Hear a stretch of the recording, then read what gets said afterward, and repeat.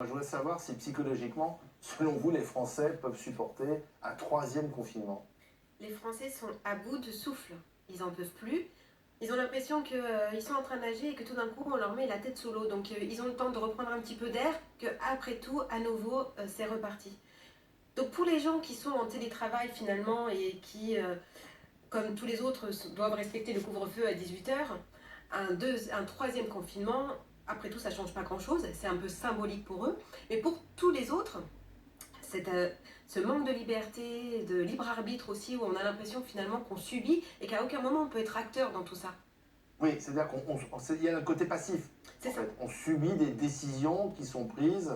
D'ailleurs, on les annonce quelques jours avant, donc il y a un suspense qui se crée. On attend le jeudi pour savoir à quelle sauce on va être mangé. Et vous dites que désormais les Français sont las de ce scénario qui se répète.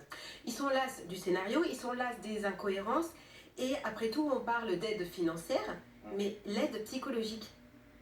Qu'est-ce qu'on peut apporter Alors, c'est comme aide psychologique pour aux les étudiants, étudiants? on va apporter une aide. On va leur donner un chèque pour aller voir des psys et peut-être se soulager. C'est Alors, suffisant ça? c'est peut-être pas suffisant. Il faut voir ce chèque, de quel montant il est et combien de séances les personnes peuvent avoir. Mais c'est vrai que les gens ont besoin d'avoir des outils de bien-être au moins, ou des ressources psychologiques. Oui, mais on a fermé tous les lieux de plaisir, les salles de spectacle, les lieux de détente, les salles de concert. On a fermé aussi les salles de sport. Il reste pas peu d'endroits pour effectivement un peu se vider la tête. Et justement, ce qui va engendrer encore plus d'anxiété, c'est cette incohérence. Finalement, on ferme les salles de cinéma, mais après tout, on a le droit de prendre le métro.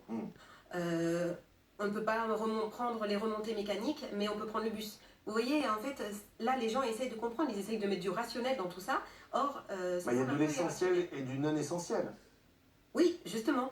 Donc, dans quelle mesure aller au cinéma ou d'aller faire du sport, c'est pas aussi essentiel.